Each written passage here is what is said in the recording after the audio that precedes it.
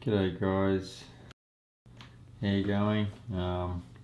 Just about to play a new game. This is called Genital Jousting. Well, it's not really new, but yeah, I've played it once before, but it was about a year, 2 years ago when I started playing it. So yeah, we'll see if I can remember it or whatnot, but I probably won't, but we'll see how we go.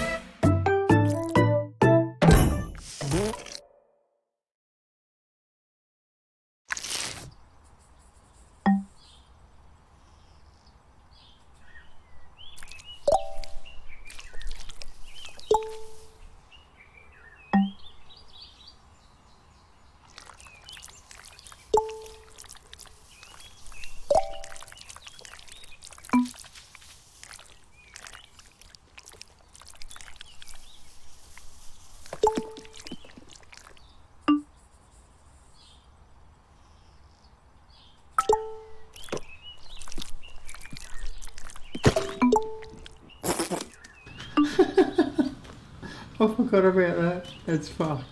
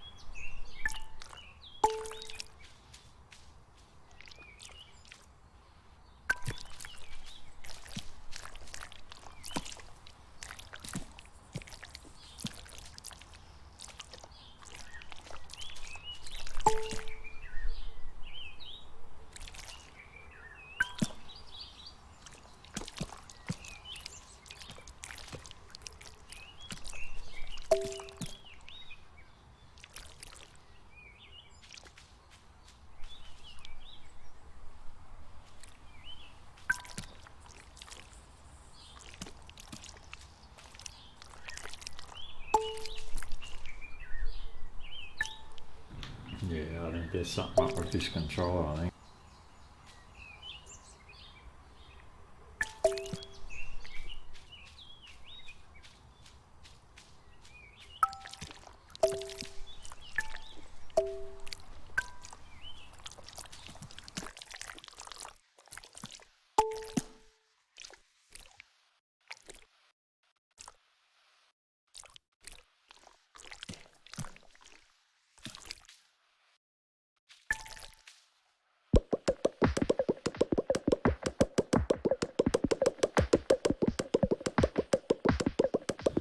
Yeah, something seriously screwed up.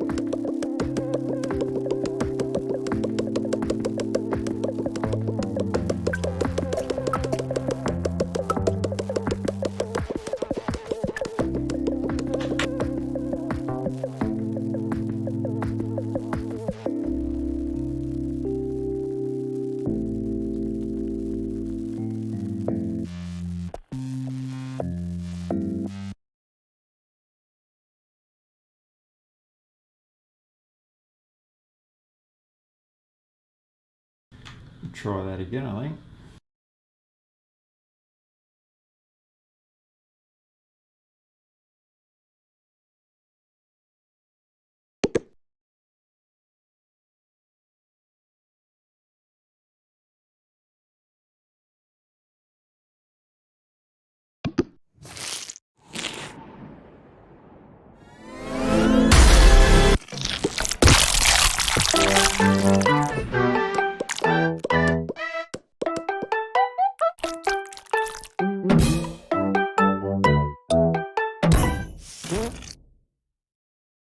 Well, hopefully we get further.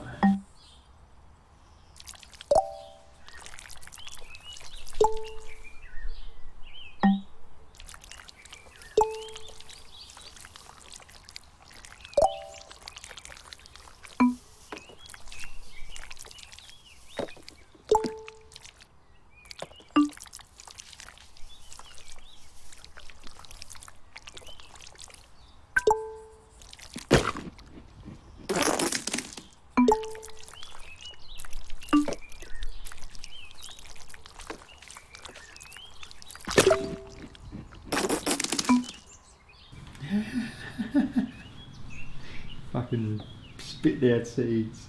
That's fucked.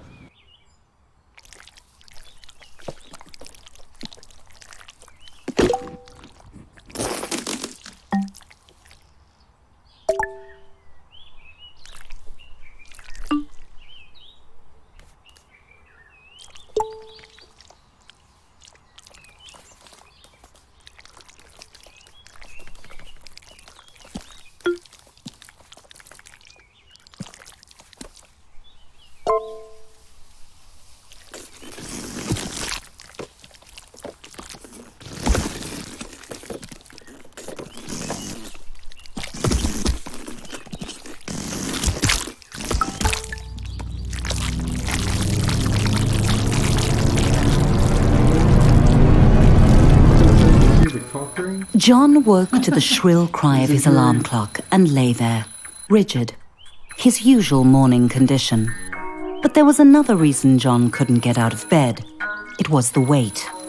A weight that had nothing to do with his muscles or fat or sweaty blankets. John was weighed down by a piece of paper. The invitation to his high school reunion.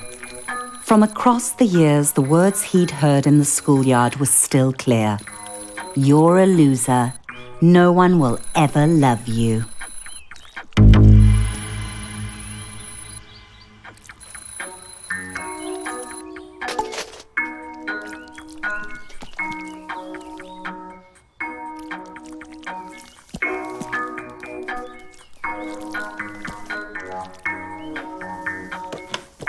John needed to shower and wash off the sweaty stink of desperate sadness.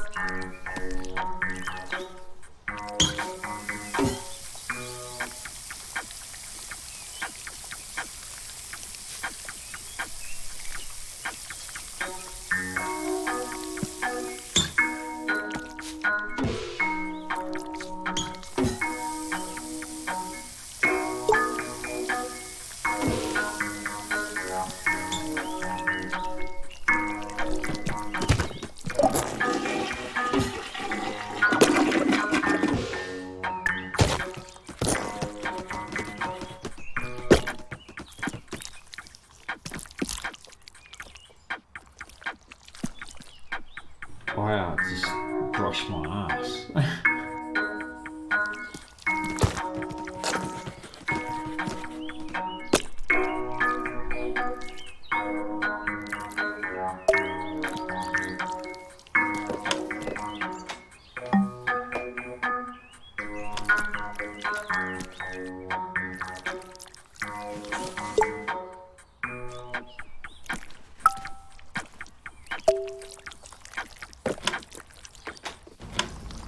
John had 3 months until the reunion to turn his life around. First, he needed to clean up.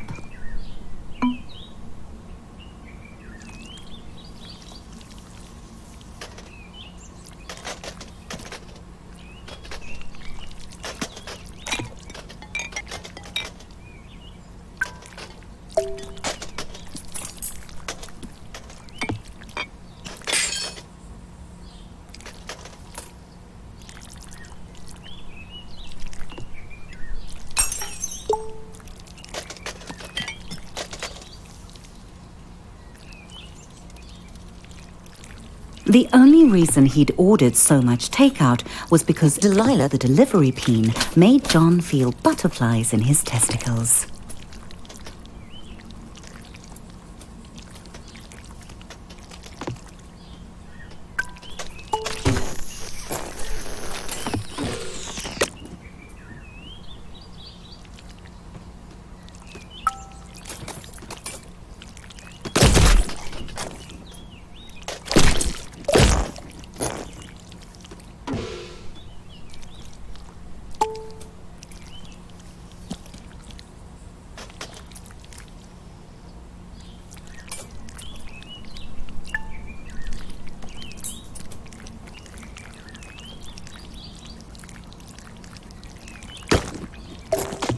If John took the toaster to the shower, he wouldn't have to worry about the reunion.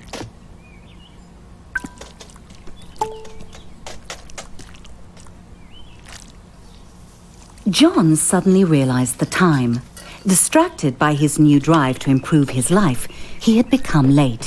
He needed to hurry, or he'd miss the bus to work.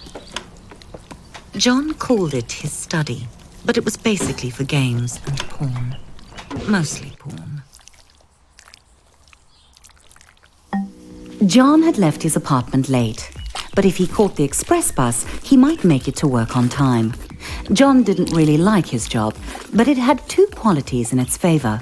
One, he could pay his rent, and two, Barbara. Currently John's top candidate for his reunion date. John noticed a moderately attractive peen waiting at the stop. He was tempted to talk to her.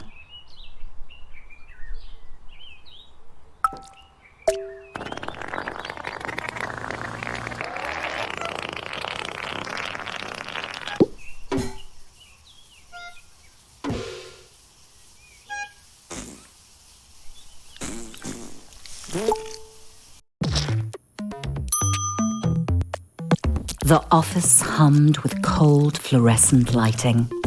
The air was cold and stale, lifeless. How long had John worked here? Long enough to deserve better.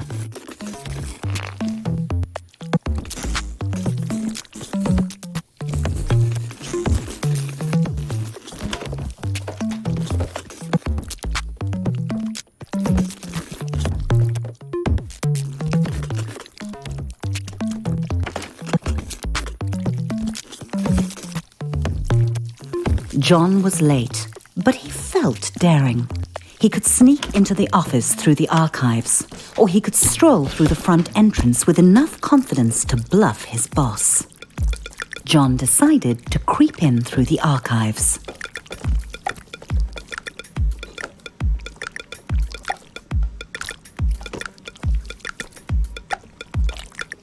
Despite the obvious flaws, John thought it was a good plan and not a recipe for humiliation.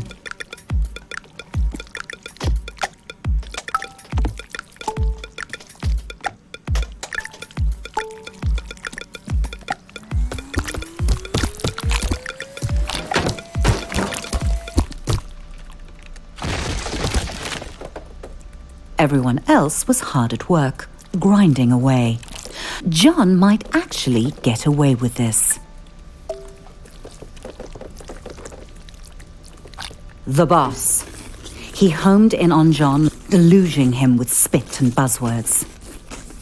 The boss ran out of synonyms for John's failings and gave him an ultimatum. Barbara would definitely not be interested in dating John if he was unemployed. He had to get to the quality assurance department.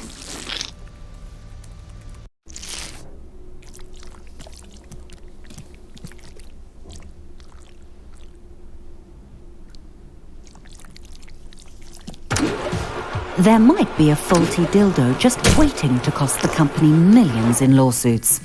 John would have to test them all. Every atom of John's rectum began to vibrate with the frequencies of pure pleasure. His orifice was a paradise. This vibrator would end all wars. It was good. That one was good too.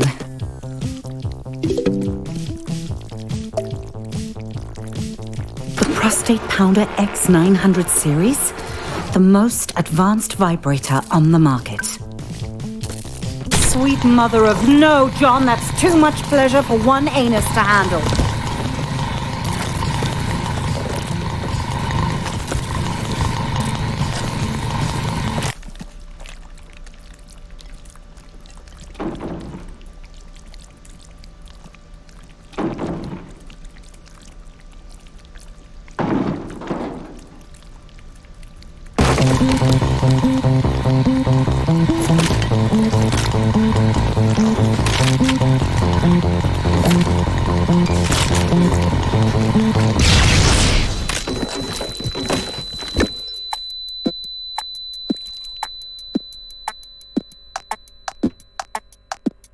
John's butt hurt, but his heart was proud. If that vibe had gotten out into the world, it could have injured a customer as badly as it had ravaged his anus.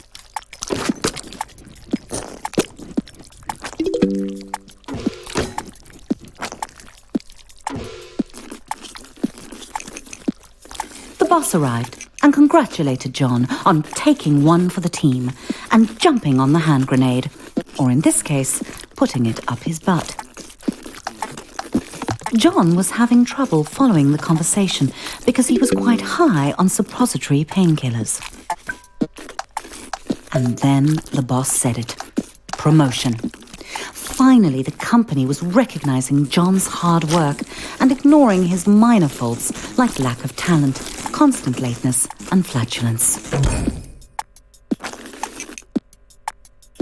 John's new office smelt like polished wood and success. John's success. Sam dropped by. He'd heard John had been hurt. John said he was fine. He wasn't a softie to complain about a mildly ruptured rectum. Besides, he had a promotion to celebrate. John had met Sam in college during a sports ball game. He'd given him some stiff competition.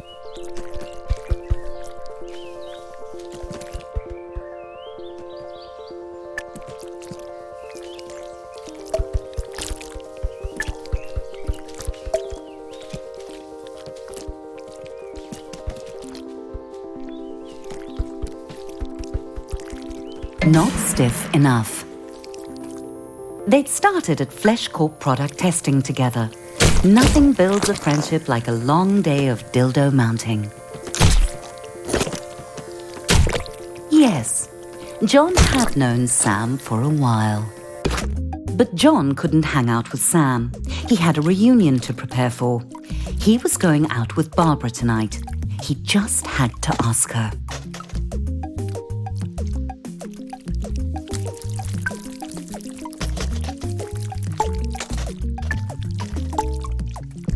Everyone was quiet, listening to the presentation.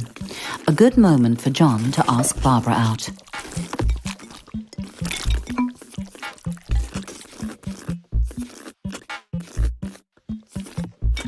That's not Barbara, John.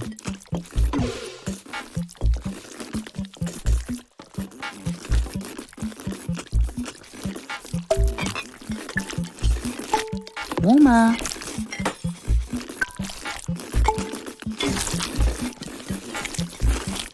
Barbara agreed. Well, she nodded. Sort of. Things were really going John's way.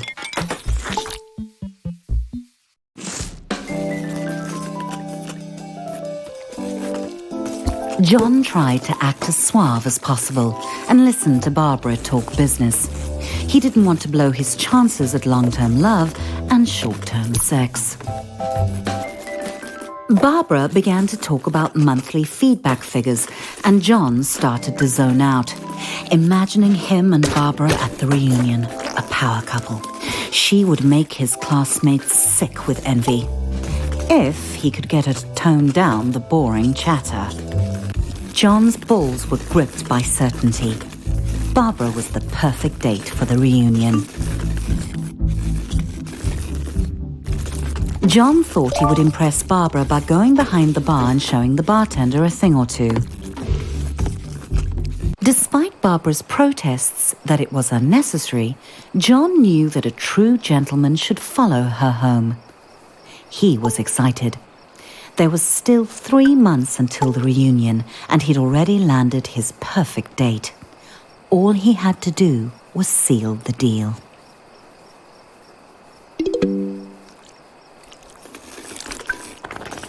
Barbara thanked John for the evening and politely did not invite him inside for coffee or sex, even though John had dropped some pretty obvious hints he'd be into both, or just the sex. The door slammed on John's hopes. He didn't understand. He'd laughed at all Barbara's pie chart jokes. He'd listened to her boring stories. The blank eyes of the lawn flamingos were witnesses to John's shame.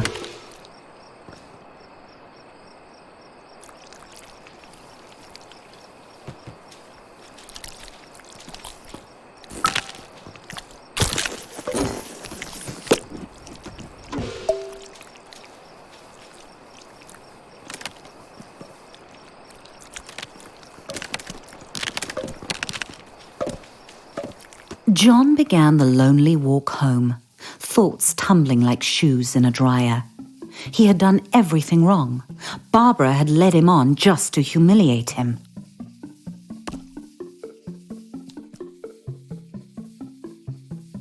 John felt empty. How could he get love? He felt like he was missing something, some key to attracting sex. But John was shooting blanks. What did Peens want?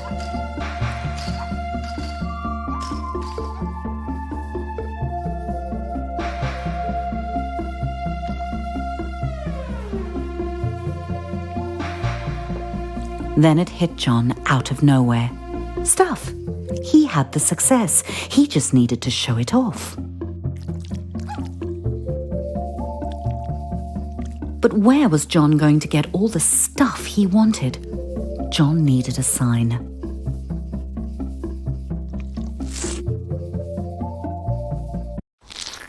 Yeah, I'm not talking too much because I'm listening to the A new story. day, a new John.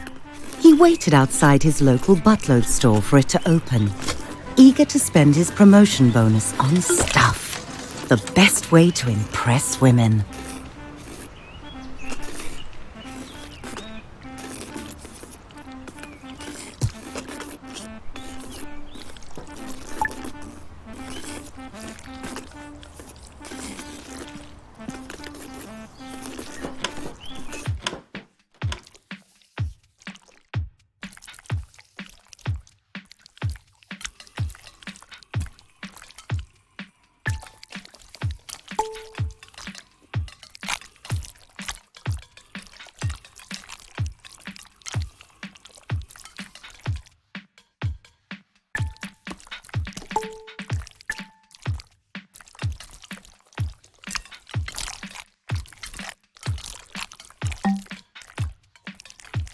Suddenly it occurred to John that he was going to make a lot of choices. And every one of those choices would tell the world who he was. Did he want cheese or sausage?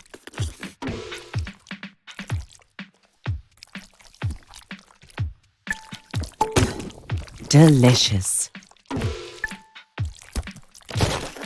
Also delicious.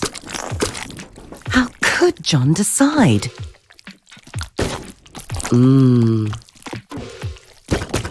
Just so Moorish. Maybe one more. That's enough, John thought. It wasn't.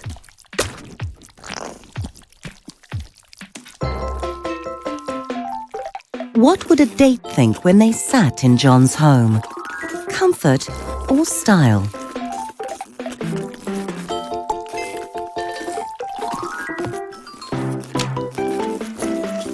John went with comfort. Plus, it matched the couch he already had. John weighed up all the differences, but this was a tough choice.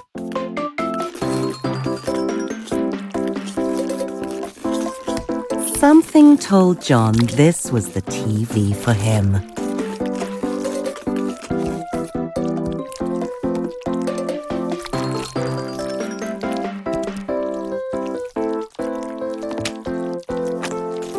John chose the extremely, obviously bad TV.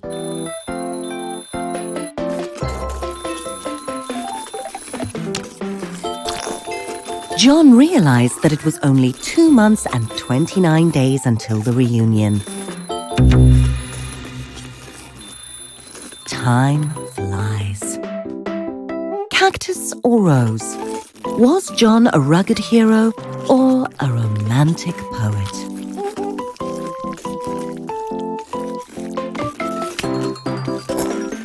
If John grew his own flowers, then he'd save on romantic gestures in the long run.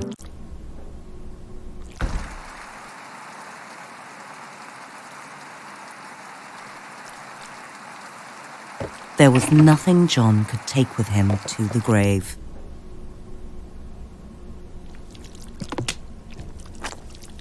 Except his coffin.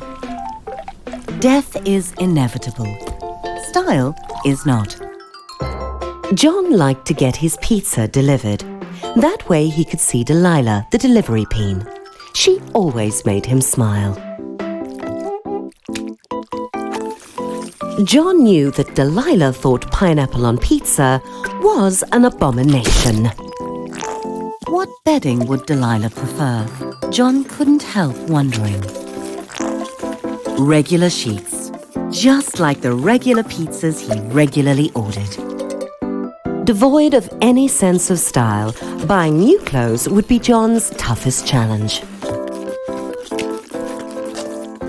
He bought an outfit without trying it on. It was a hula skirt. I thought you should know that much. It's not flattering. Music, the food of love. Should John go retro sophisticated or just retro? John's personal nostalgia was more important than sound quality. Every can was made of metal, pulled from the bones of the earth, wrestled to the surface and smelted in roaring furnaces. All so John could buy peas preserved in salty water and stick them up his butt. John's new purchases were on the way to his apartment. All he had to do was invite a date over. One look at all his stuff and they'd be overwhelmed with sexual desire. John felt proud and also hungry. It gave him an idea. He should invite Delilah over for dinner.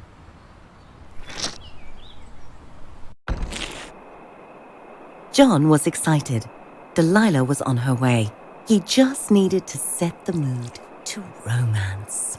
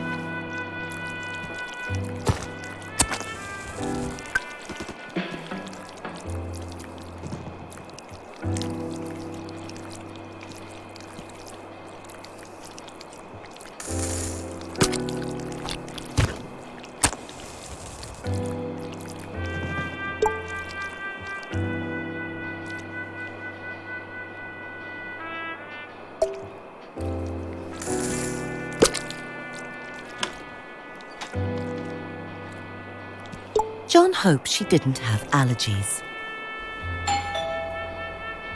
That must be Delilah at the door.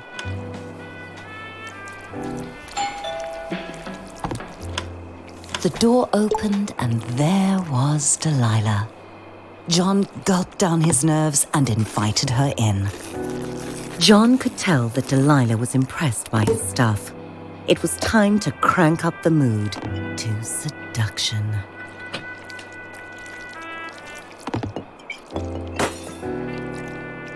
John wanted to offer Delilah wine, but he'd already popped his cork. Delilah started looking as nervous as John felt. He assumed it was because she was shy too. They really were compatible. Of course, at the reunion, he couldn't mention Delilah was a delivery peen. That would be embarrassing. Delilah suddenly headed for the door. And just like that, John was alone again. Delilah hadn't even looked at his stuff. The rejection burned. John felt insignificant. He had everything he wanted. The job, the money, the stuff. So much stuff. He wanted to destroy all of it. Shove it into the abyss. Your dead technology tapes. His stuff didn't matter. He was a shaft in the machine. A lonely piston pumping away like all the others in his rigid place. Nothing special about him. Why should Delilah or Barbara or any other peen be interested in dating him? He was just like everyone else and they could tell. John wanted to be special, but he had to face the numb truth. He wasn't. And all the money and stuff he'd ever accumulate wouldn't change that. Die, couch. He thought it would make him unique, but it just made him more like everyone else. He should leave it all. Get out of this little town and go on an adventure. See the world. Fuck off, inanimate objects. He was a boring corporate drone, but he didn't have to be. He could be a traveler, exploring jungles and climbing mountains. He could visit the wonders of the world and get his picture taken. John never liked plants anyway. Like Peony Island, the unspoiled paradise he'd seen on TV. That was it. John had to travel. Bags packed, John was ready to put 5,000 miles between him and his problems. He was leaving it all behind.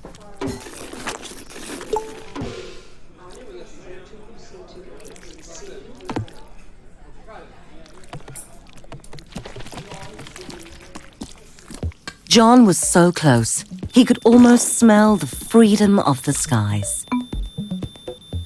Security sent John back through the detector. John had forgotten he had his nail clippers with him. He'd have to buy another pair soon, or he'd look ridiculous.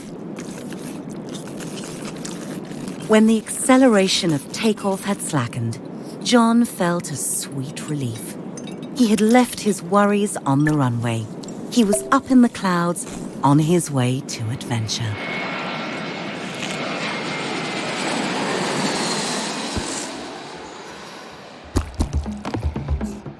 John's adventure had begun at last, and clearly it was a small world after all, and also a flat one.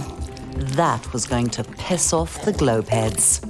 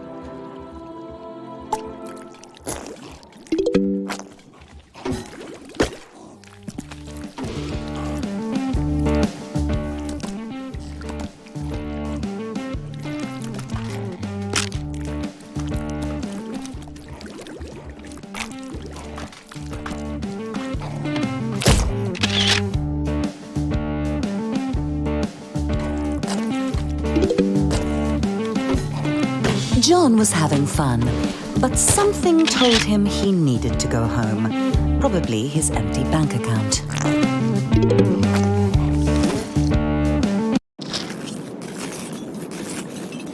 John was on his way back home. He was out of money, but money can't buy love. What it can buy are the experiences that had made John a more interesting and developed person, with 100 Butstagram photos to prove it. Finally, everything was going smoothly. John felt good to be back on the familiar ground of home, but he would feel better to be on the familiar mattress of home. That's not John's bag.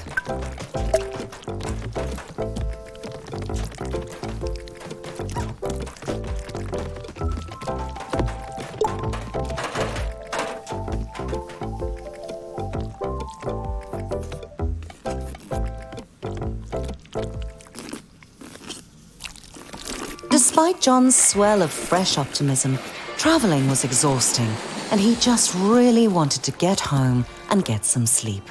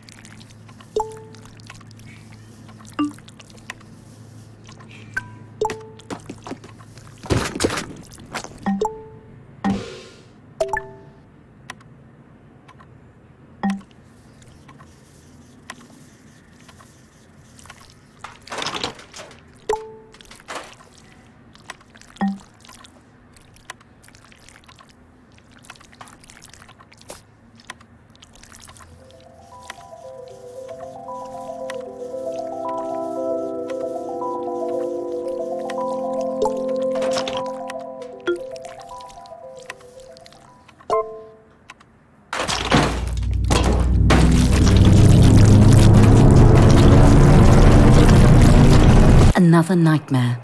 John's stress about getting a date for the reunion was making him think of her. Harmony. He hadn't seen her in years. Would she be at the reunion? John shook off the thought. He wasn't a child. He was a fully grown penis.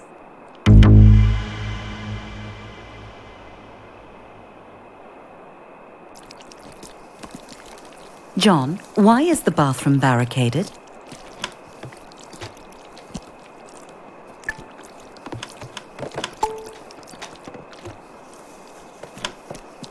For skin's sake, is that a swan? John had no idea how it had gotten into his home or why it hated him so much. It would probably be best to leave it alone.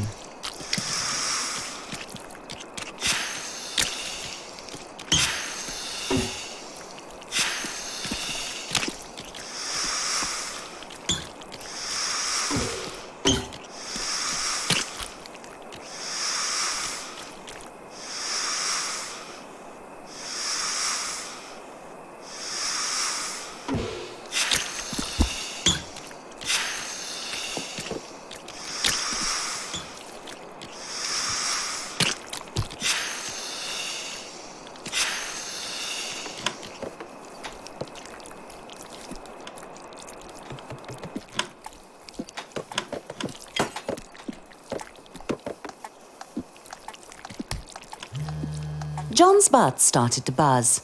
Had he left a vibrator up there? Whatever it was, he should get it out. John's old phone. They really were indestructible. It was Sam calling. He wanted to check in on John. The travel looked fun, but it was so sudden. Was John okay? Sam was such a softie, always worrying about feelings. John had only one feeling, and it was the feeling of being awesome. He could drop Sam a text, but John was on a mission. The reunion was getting closer, and he had to get a date. Fortunately, John knew exactly where to find love. John held his breath. He was about to meet his match.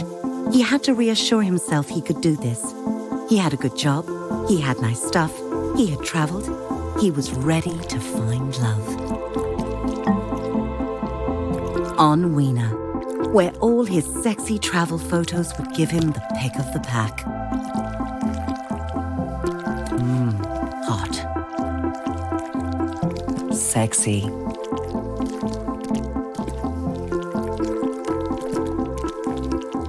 Too skinny.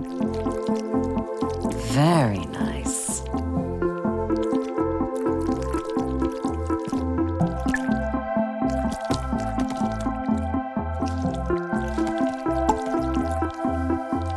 Too short. Nice shaft.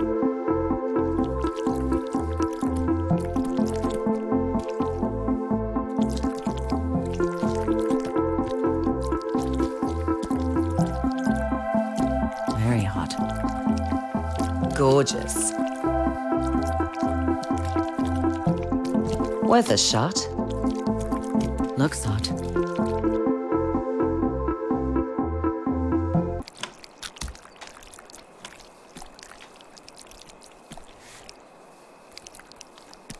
Yep, the pick of the pack.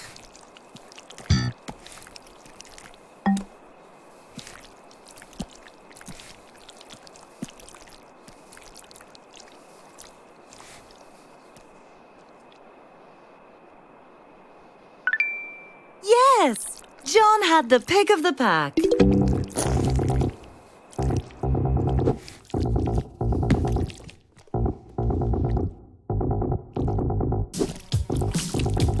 John valued honesty in a date, but he had been expecting a different kind of dirty. A sexy and much more hygienic kind.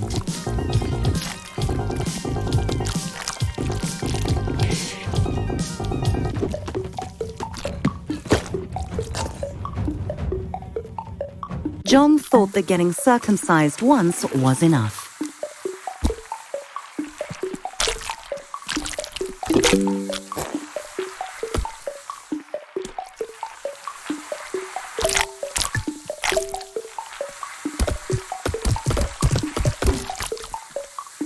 Oh, better put that on ice.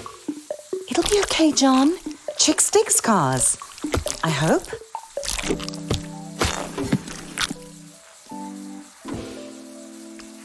After the reattachment surgery, the doctors had told John to rest. So he did, for 6 hours.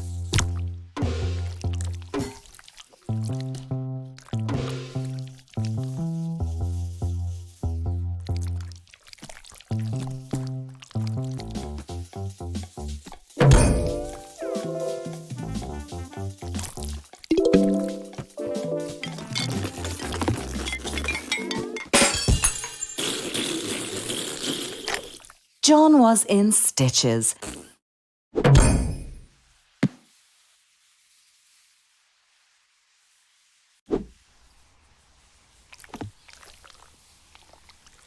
Karen had invited John straight over. She was not fooling around. Very exciting. And now she wanted him round the back. Karen let John know that the cake was only for the kids. So was the candy and the piñata, and that she'd be back in 1 hour.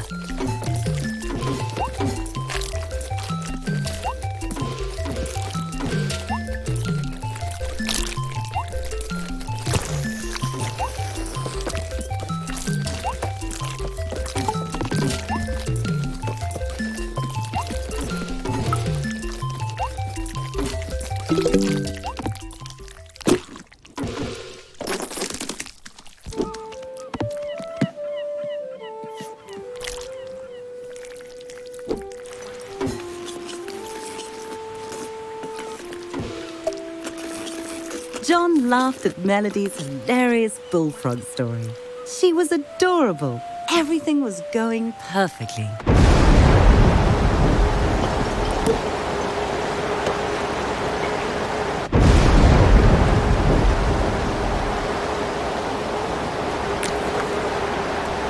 John never saw Melody again.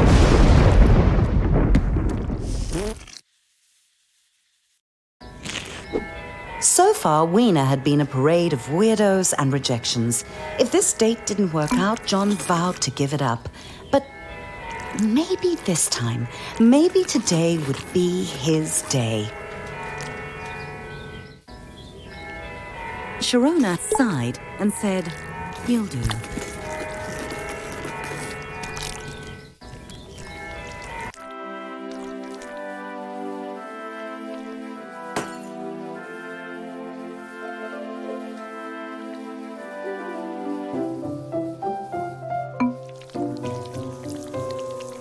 John felt a little underdressed and a lot overwhelmed. He was surrounded by strangers, and Sharona was glaring at the muscular groom. At least John hadn't missed out on the cake. John realized that Sharona had only brought him to create some penis envy. What a terrible plan, for so many reasons. John got excited. They were going to cut the cake. "He's mine!" Sharona screamed as she launched herself at the newlyweds. Suddenly, penises were up and yelling, "No, he's mine!" It was a no-holds-barred cockfight.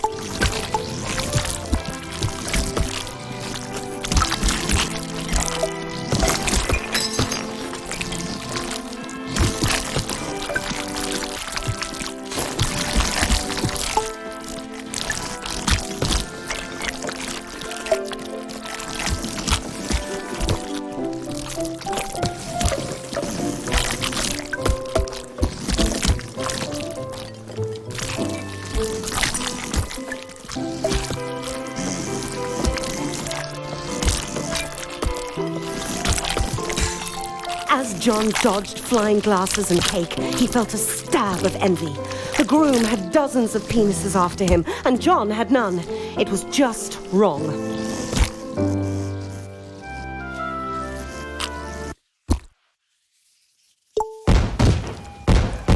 John left the screams and explosions behind him. It was a disastrous end to his online dating. He had tried everything, and it just wasn't good enough. He wasn't good enough. Swans was so simple. If you gave them bread, they liked you. But you can't take a swan to a reunion.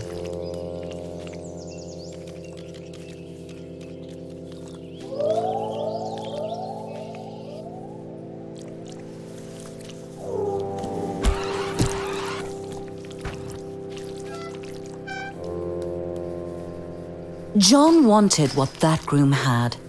Love. Real love. The kind that makes penises fight to the death.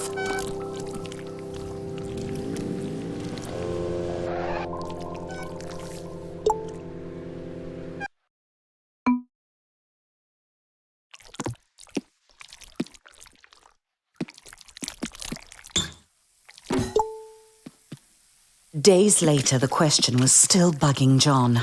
Why were so many penises in love with the groom, but no one loved John? It wasn't fair. John deserved attention. He had money and Buttstagram pics of his adventures. He even still had quite a lot of stuff. What did that penis have that John didn't?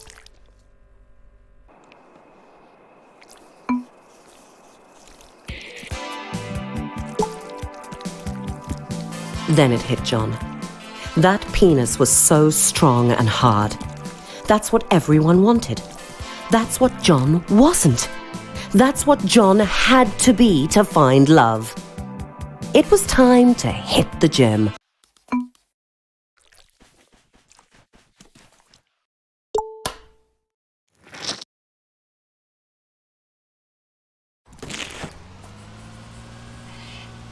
John arrived at his local gym. A part of him couldn't believe he was here. He just wasn't a gym penis, but John had tried everything else.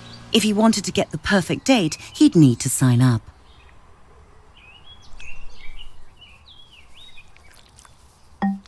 Sam? What was he doing here? Of course, Sam was married. John's theory was right. If you get muscles, you get love. Out of nowhere, Sam asked John how he was doing. Really doing. For a moment, John wanted to be honest. But he didn't come to gym to be a softie. John was here to get hard. It was John's first time in a gym since school. He tried not to read too much into that. John had two options. He could try month by month, or if he signed the 10-year Big Muscles Big Savings contract, he'd get a free easy squeezy water bottle. John only needed muscles for the reunion. After that, he wouldn't care.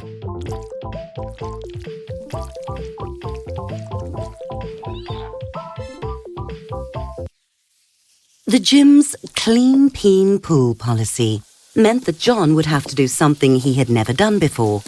Get naked in front of strangers. Maybe he could set a record for speediest cleanse. John pretended he was alone and not surrounded by wrinkly, wet cocks. If John had to be clean, he might as well do his laundry too.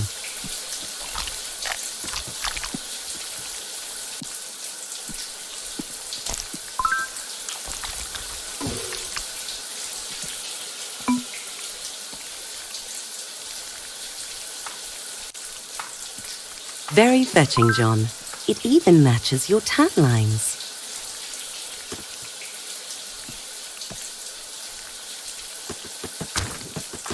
Time to conquer the pool. Sam enthusiastically greeted John and offered to show him around, obviously not realizing that John was a natural athlete.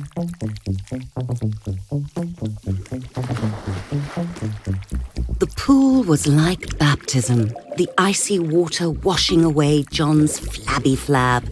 He found his stroke, gliding through the water like an eel with large, ungainly testicles. This wasn't hard. John couldn't believe peens actually got gold medals just for splashing around. Maybe he could become an Olympian.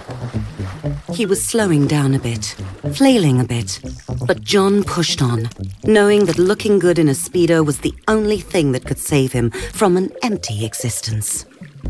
John wanted to take a break, forever. The pool was not his friend. It was not the blissful wet dream of his fantasies. It was a hellish prison of murderous fluid determined to drown him. No wonder life crawled out of the sea, desperate to escape the water. Done. John had not drowned, but more importantly, he had not quit. Time to hit the weight room.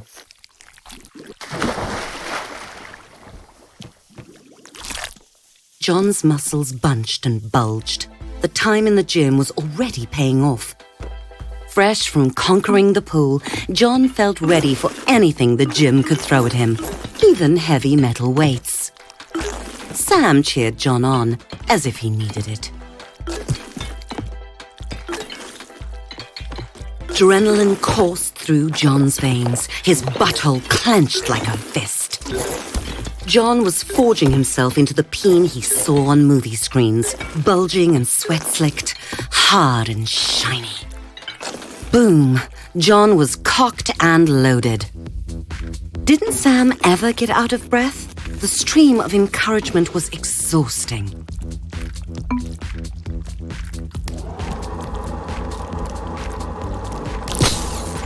John, getting flung from fast-moving objects since preschool. Like the sweet sound of spaghetti and meatballs hitting a wall. Slow and steady. That's right, John. Like a lover. Or pouring gravy.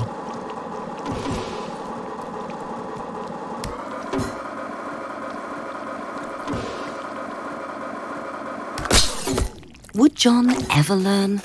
Odds are no.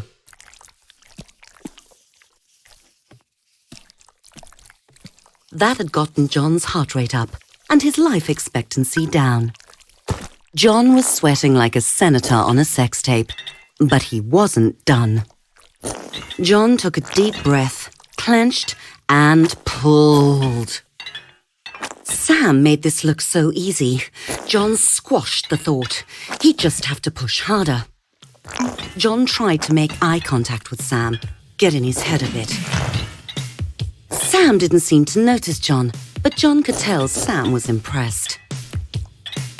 Even though he still hadn't looked at John, not that it mattered to John, because John was in the zone, deep in the zone.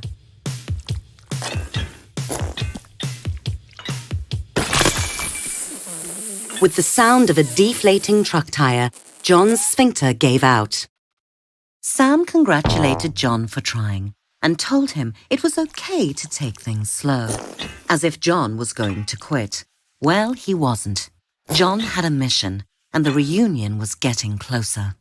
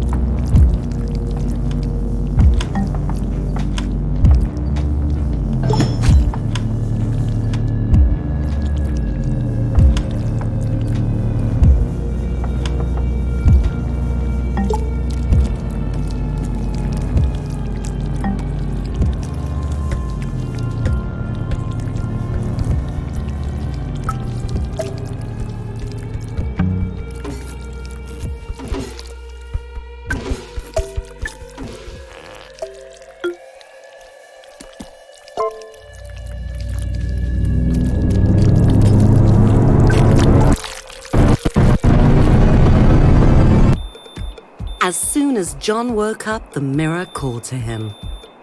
His abs looked like a pack of vacuum-sealed hot dogs. Tasty. Jim had remade John into a sculpted Adongus. He was finally everything a peen should be: successful, travelled, and photogenic. It was time for his morning pre-gym workout.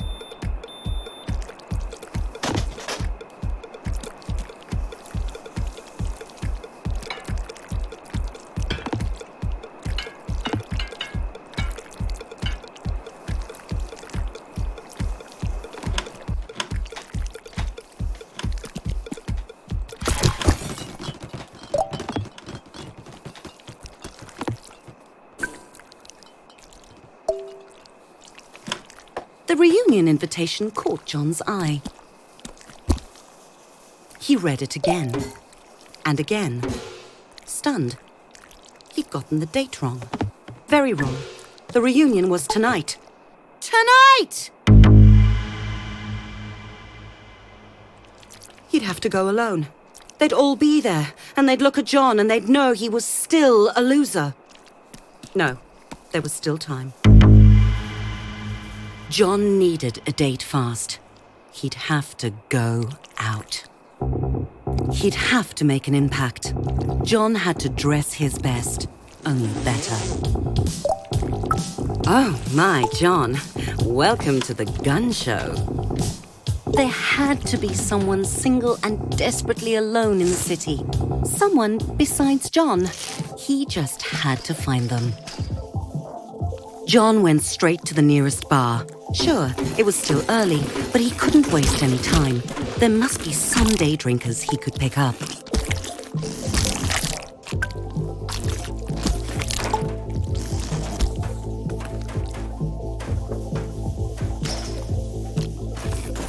It was a classy place. Even the vomit was high quality. The bouncer looked like a hagfish that had taken up lacrosse.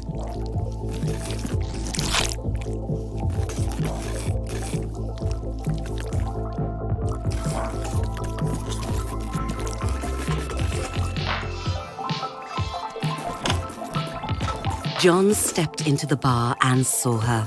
The answer to the question, what was John's purpose? Her. Loving her. Being with her. Taking her to the reunion. Their eyes met and John knew she felt the same. Gladys did not feel the same. But John wasn't going to give up on their life together. A couple of drinks would loosen her up to their destiny.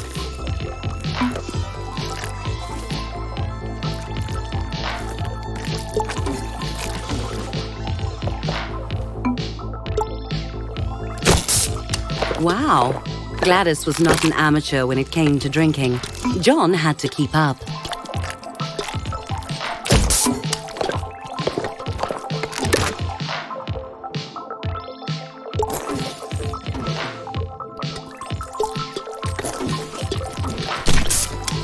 It was working.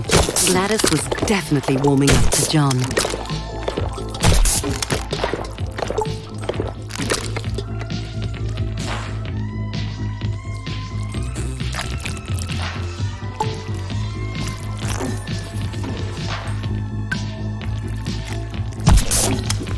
John's bladder was very full. It sloshed audibly as he moved.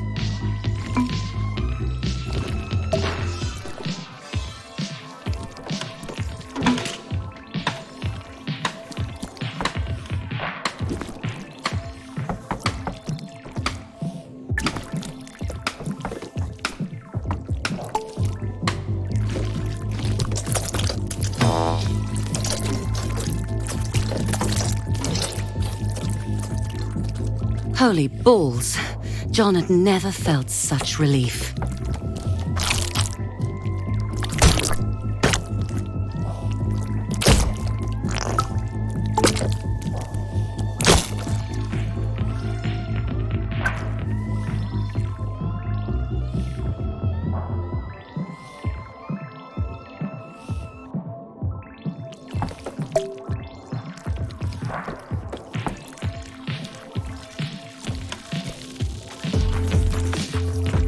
John looked around.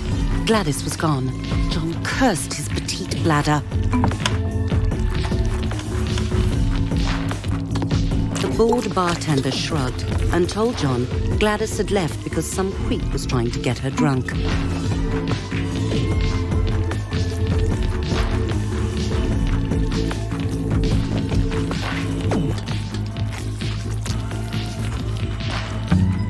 The bar was empty. The creep must have left too.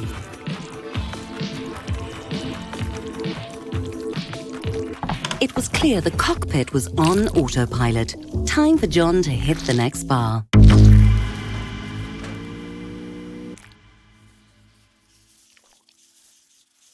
John's anxiety had sunk under the surface of the beer he'd drunk, while his confidence was floating high. This was the place he'd find love. It was empty, except for the bartender. Clearly this bar's only special was unhappy hour. 2 for 1 was a good deal, though, and so far the beer had lifted John's spirits. Another 4 would make him feel twice as good.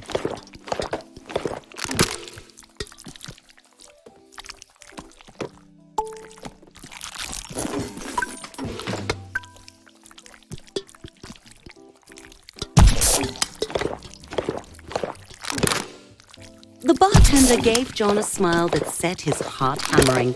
He had to impress her.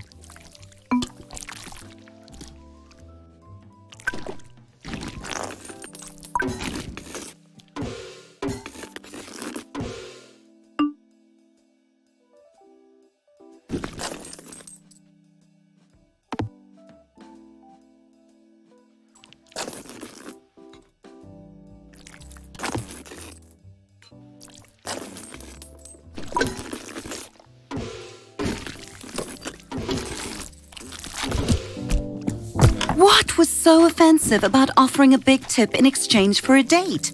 John had thought bartenders loved tips. He needed to find a better club, one with a vibe.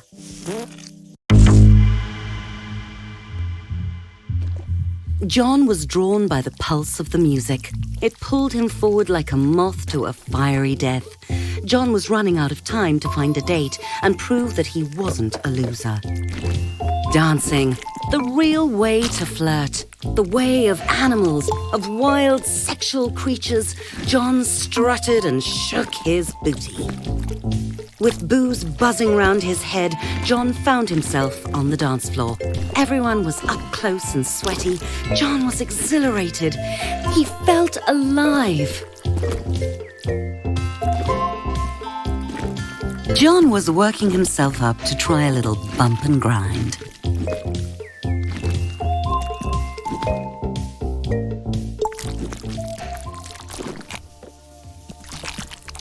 It was a moment out of a movie. John alone on the dance floor with a gorgeous penis, their sexual chemistry exploding. She moved away, coyly. John could tell when someone was playing hard to get.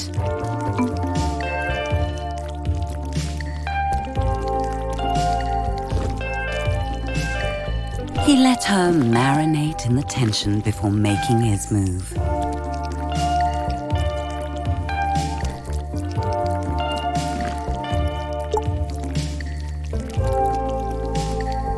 John wasn't taking no for an answer.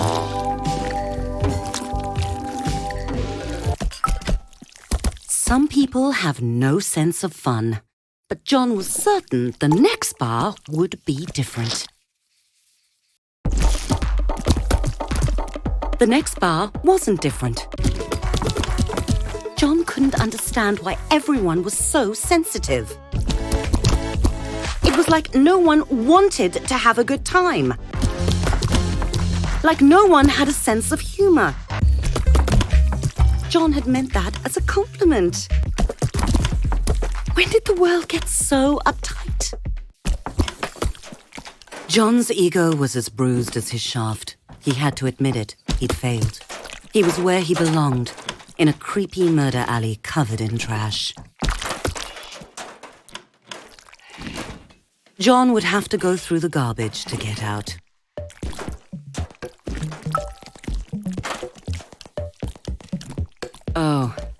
looks gross.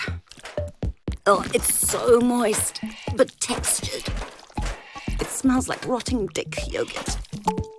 John's misery was sour in his mouth. He needed a drink to wash it down. There was still one bar he hadn't been kicked out of yet.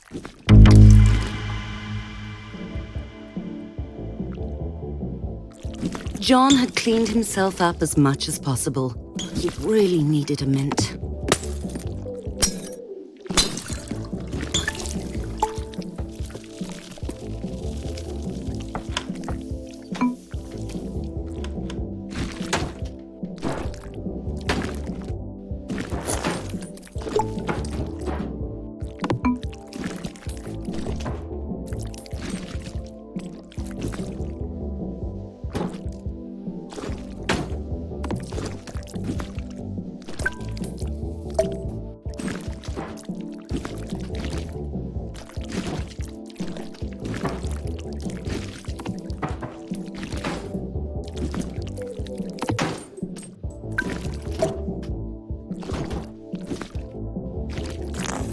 John nailed it.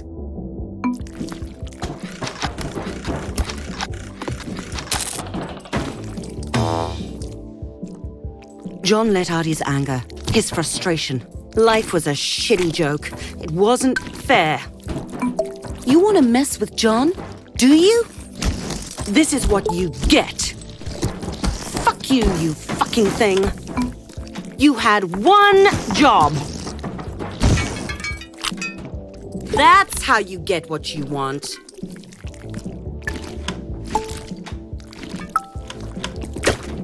Ugh, menthol.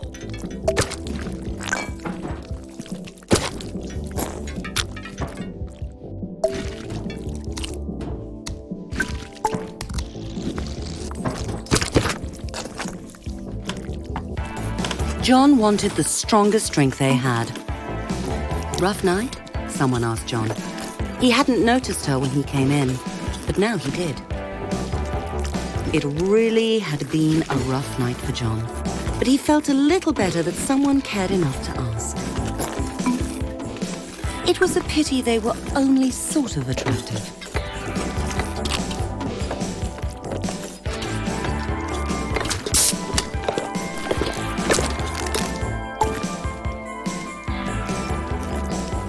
But destiny had given John a second chance.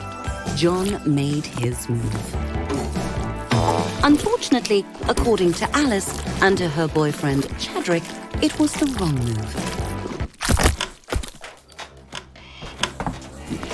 Chadrick threw John into the alley and followed, making unoriginal but still terrifying threats. Get him, John!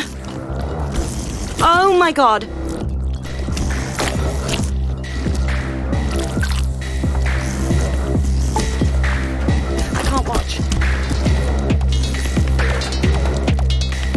Don't hold back! John had survived. No, he'd won. He'd won! He'd won! He wasn't a loser. And there was the proof lying in a bruised, bloody heap. John didn't need a date to the reunion. He needed to go over there and beat the pre-cum out of those dicks. High school reunion, the perfect time to teach someone a lesson.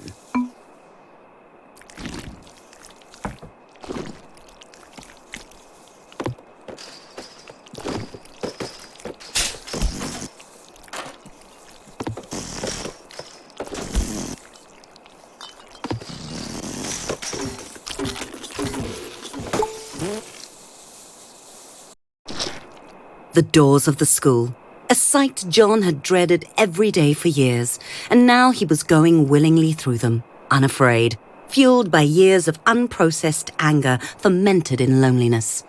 John was back.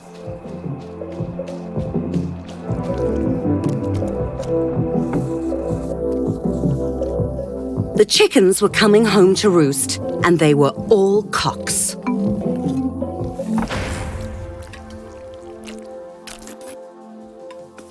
These were the peanuts he'd grown up with, now with jobs and marriages and beer bellies.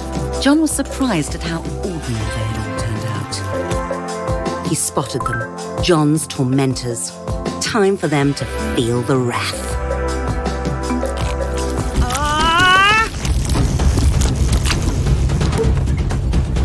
Get in there!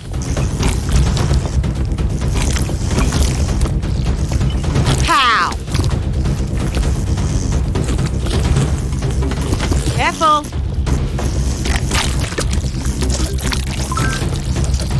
Whoa! That's the stuff, John. Fight back, John! How do you like that?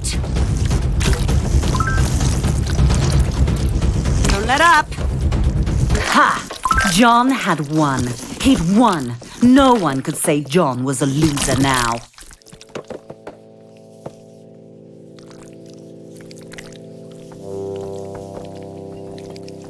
John's primal joy faded as he saw how the other penises looked at him.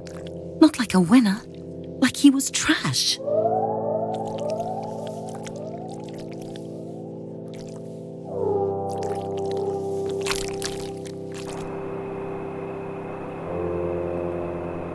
John tumbled down the steps, hitting every bruise on his length and his ego.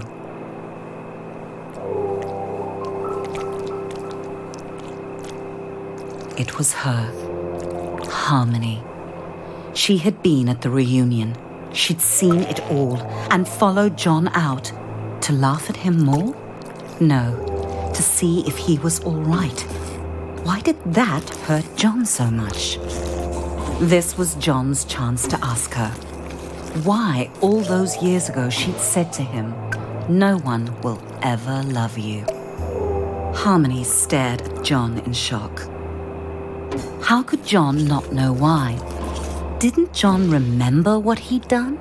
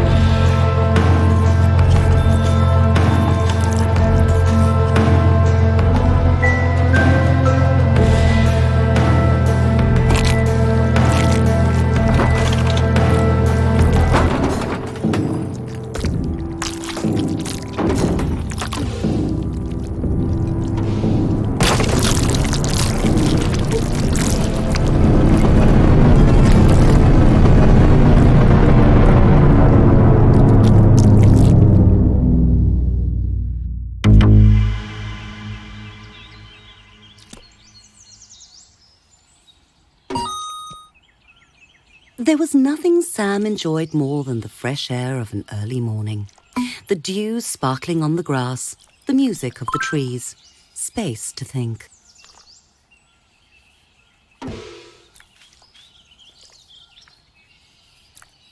What was that smell? It made Sam's eye water. It was John, passed out and crusted with vomit and regret.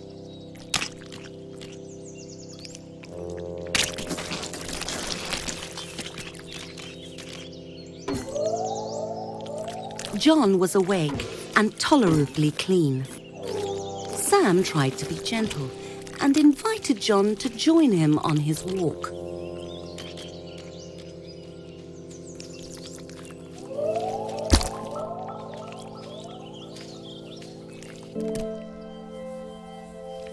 Sam coaxed John along.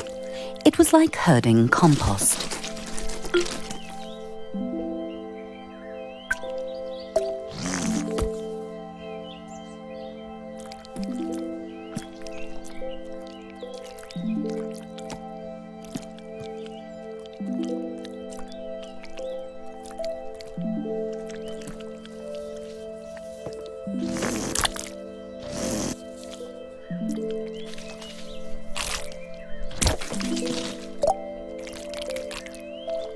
John couldn't answer Sam's questions yet. How had he ended up such a wreck?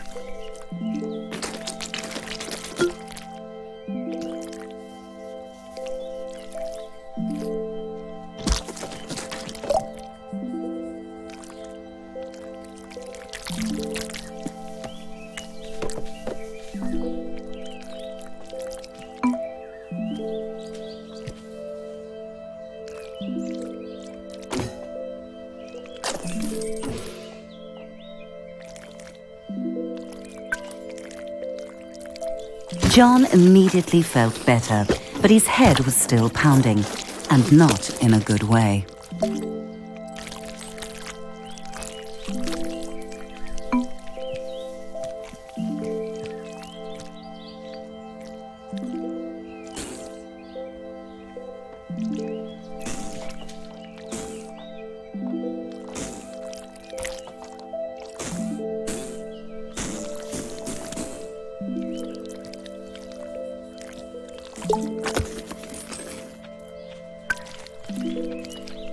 The throbbing ache dulled.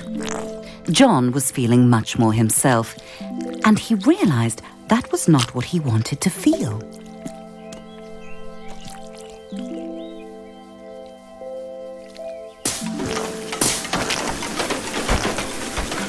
Even that bit of senseless destruction couldn't cheer John up. Sam saw his friend's misery. He suggested they keep going.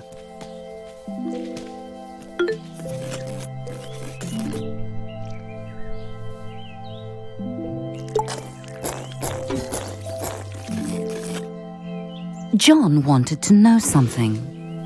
Why didn't anyone love him? As soon as he said it, he felt like a softie, whining about his feelings.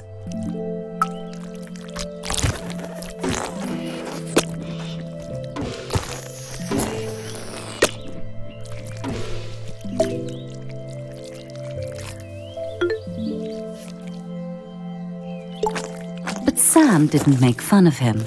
Sam asked him to go on, and so John told him the whole story, about how hard he'd made himself and how unfair it felt, and everything he'd done.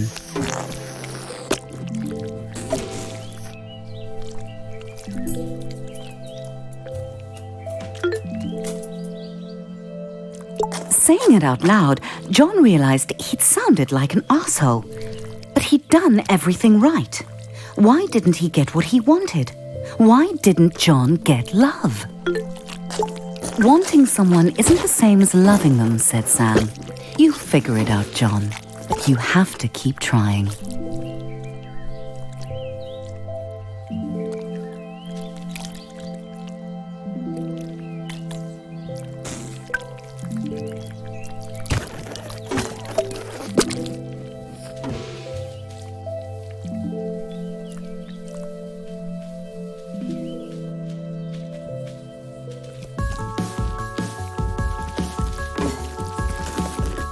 How about a bike ride? Sam asked.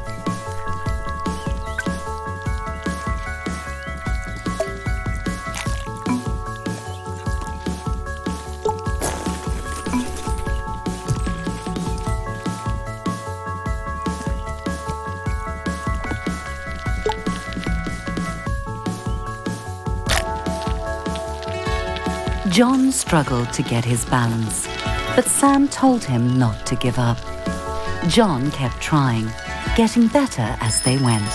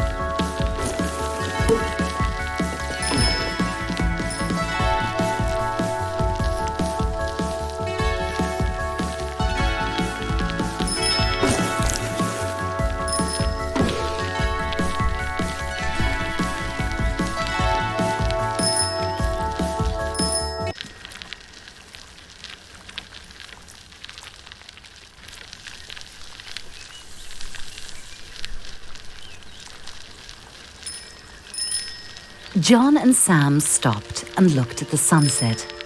For a moment, John let himself be quiet and listen to the world and look at how beautiful it could be.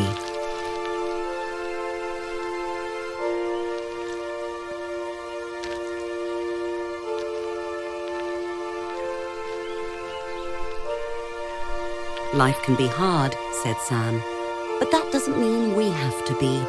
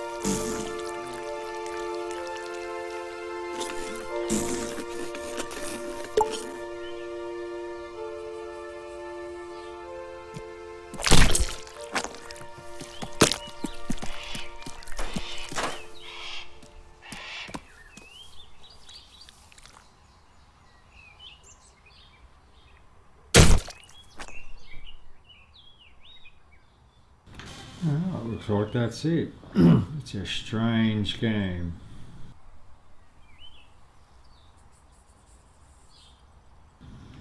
I wasn't really sure what to do in some parts, or like I knew what to do. It was just more on how to actually do it. Just because you got very little control on how you can move and stuff like that. It's not easy, but it is fun.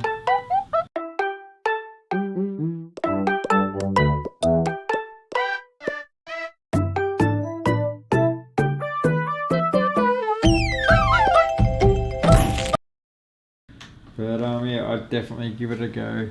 It is one that I would recommend, like say, to play with friends and stuff like that, because it is funny. Yeah, so cool. Alright, well, till next time. Thanks for watching, and like always, save your shit.